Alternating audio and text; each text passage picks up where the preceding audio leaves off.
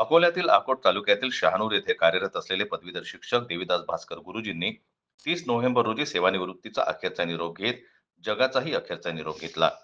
गुरुजींना सेवानिवृत्ती देताना निरोप देताना विद्यार्थ्यांबरोबर सर्व गाव ढसाढसा रडलं आणि याच गुरुजींनी दुर्दैवाने चौथ्याच दिवशी हृदयविकाराच्या धक्क्याने दुर्दैवी निधन झालं. ही हृदयद्रावक घटना अकोट तालुक्यातील आदिवासी भागातील शहानूर गावात घडली.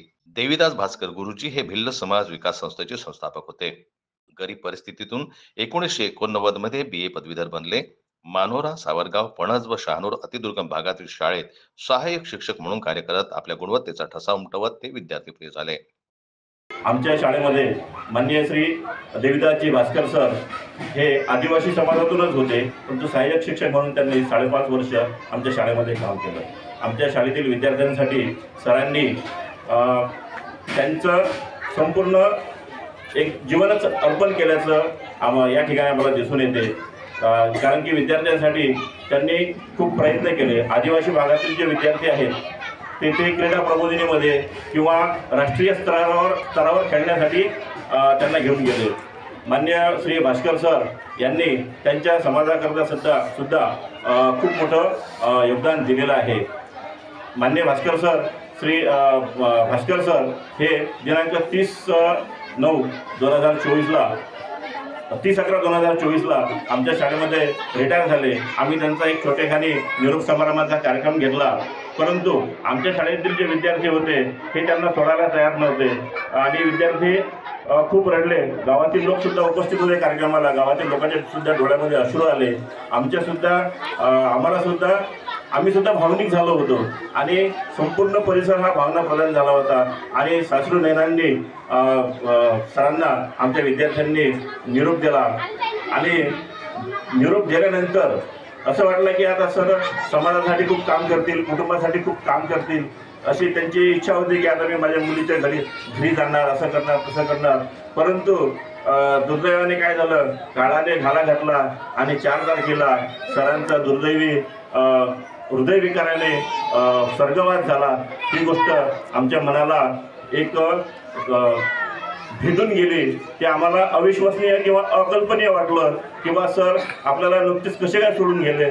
त्यांनी निदान कमीत कमी एक पेन्शनसुद्धा घेतलं नाही आणि ते अर्ध्या पेन्शनवर म्हणजे पूर्ण पगारावर ते निघून गेले. मेरा नाम नगमा परवीन चौधरी है. मैं कौन से गांव में पढ़ती. मेरे स्कूल का नाम जीपा वरिष्ठ प्राथमिक मराठी शाला शहानूर है. हमारे सर ने हमारे को गणित सिखाया. जब हमारा परिपाठ होता था तो जब बोलते थे कि तुम सबने वाचन करना, और जब हम खेलने को आते थे तो तब बोलते थे कि मैं मर जाना लेकिन मैदान छोड़ के नहीं जाऊँगा. और जब वो रिटायर हो लेते तो जब हमने बहुत रोए, हमको बहुत बुरा हुआ. उनको बोला रुक जा. उन्होंने बोले आप जिसको रिटायर होना हो तो रिटायर होते ही ना. और वो जिस दिन उनकी मैयत हो गए सर तो हमको बहुत बुरा लगा.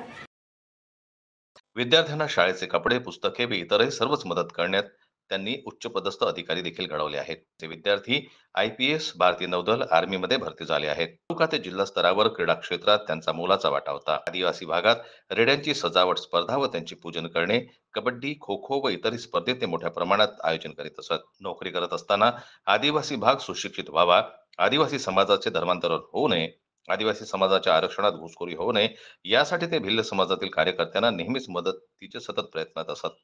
धर्मरक्षणाचे कार्य करीत असताना महाराष्ट्र, मध्य प्रदेश, राजस्थान, गुजरात या राज्यातील सामाजिक चळवळीतील कार्यकर्त्यांशी संपर्कात राहून त्यांनी अनेक चळवळी उभारल्या. या ध्येयवादी व्यक्तीने 32 वर्ष शिक्षकी सेवा केली.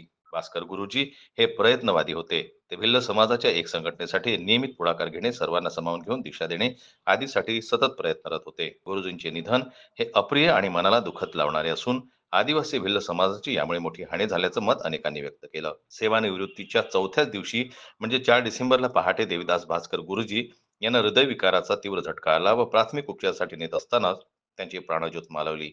यावेळी आदिवासीचा लढणारा आदर्श शिक्षक योद्धा निघून गेला. त्यांच्या आकस्मिक निधनानं आदिवासी भागासह शिक्षण क्षेत्रात दुःख व्यक्त करण्यात येत आहे. संजय उमप, जनमत लाईव्ह न्यूज, अकोला.